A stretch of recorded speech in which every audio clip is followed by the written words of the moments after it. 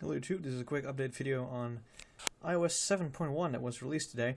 So I just want to take a quick tour of the things that are new. So first of all, let's go to the settings menu and go to background. As you can see down here, in this case it says it's in Dutch, but it basically means to turn the motion on or off. So let's turn it off for this screen for now. Let's see, that's good now. Let's set it up. Let's go back. As you can see, the background no longer moves, so that effect has been, well, at least you can now disable it effectively. I like to have it on, so I'll just turn it back on. Other things to note, it is supposedly a lot faster.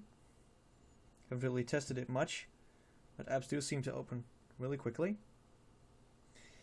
Another big change is the keyboard. As you can see, the keys are a bit bolder now, and there is a more distinguished look of the shift keys and the backspace key.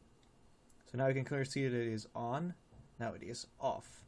If you double tap it and set it to caps lock, that's more noticeable as well. So now you can easily see, because the buttons are now gray instead of the flush white that they used to be, now you can be very clear on whether you have your shift keys enabled or not. For instance, let's go to Google. My Wi-Fi connection is crap today. That's obvious. Let's go back here. Go back to the settings menu. So there's not a whole lot that has changed in iOS 7.1. Pretty much the biggest changes are that you can turn the motion off on your background. The text is a bit bolder, so everything is a bit better to see. Contrast tweaks here and there. Not a whole lot really, but it is very noticeable. And it's worth it to upgrade from the previous version of iOS. Especially if you're an iOS 7.0 user, 7.04, 7.06. You're definitely going to enjoy running iOS 7. So, especially the speed improvements that iOS 7.1 apparently shows is very good news for people that are running an iPhone 4 or an iPhone 4S. So now you can effectively use iOS 7.1 without having to endure all the slowness that it offered. iOS 7.0 is just, a slow mess. Doesn't look all that good, in my opinion at least. 7.1 is a bit better in every respect. The icons still look the same, although the contrast on the Messages and FaceTime app have changed a bit.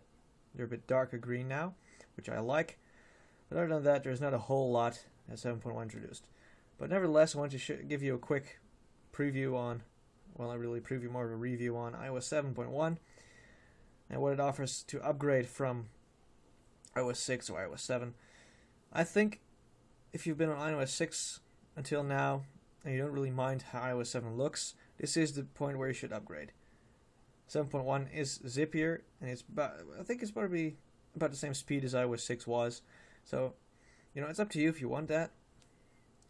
But there are some neat features like, the command center that you are going to enjoy, and especially the notification bar, which is just really freaking tiny on iPads. That's for sure. So there's not much else to tell you about 7.1 on the iPad mini, other than that it is indeed quite zippy. It does really feel like the apps that I'm using here open a bit more quickly than they used to. Never was slow, but the animations are quicker, so it feels snappier as well. So that pretty much concludes my very quick overview of iOS 7.1 on the day of release. So today, on Monday, March 10th, 2014. And this is Nelson signing off. I hope you enjoyed this video, and I thank you all for watching.